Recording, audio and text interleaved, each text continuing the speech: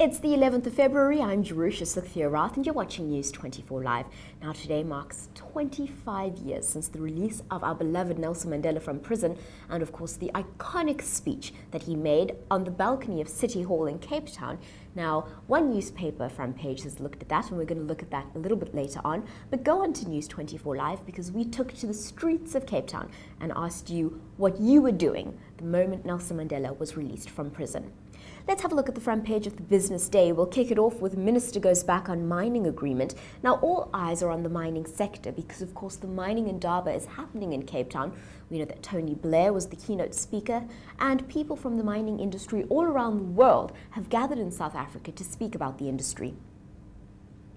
On the front page of the Cape Argus, teacher axed for sexual assault. On the front page of the Cape Times, here a beautiful tribute to Andre Brink, the South African writer who passed away this week. And underneath that, the changing face of Africa, or changing the face of Africa.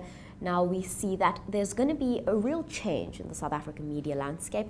We know that SAPA is going to be shutting down, and here the announcement of the launch of a new African news agency. Underneath that, today is the day Nelson Mandela transformed the world.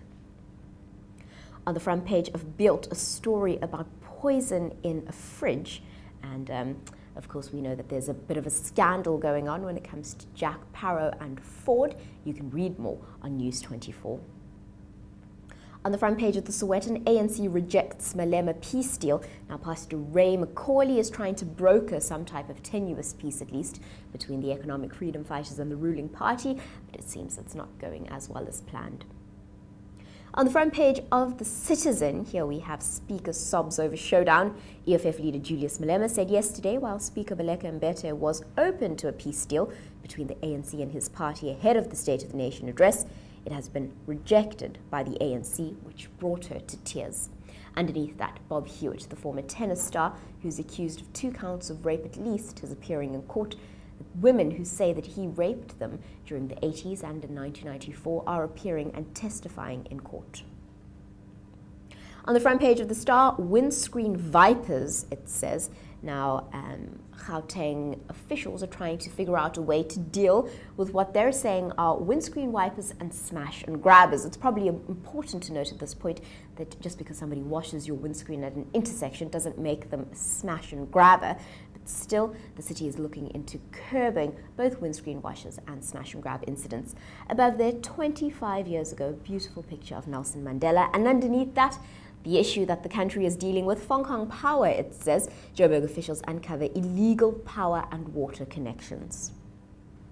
Finally, on the front page of the Mercury in Durban, TIFF over 98 million rand bid for Durban Games. It's plans for the Commonwealth Games.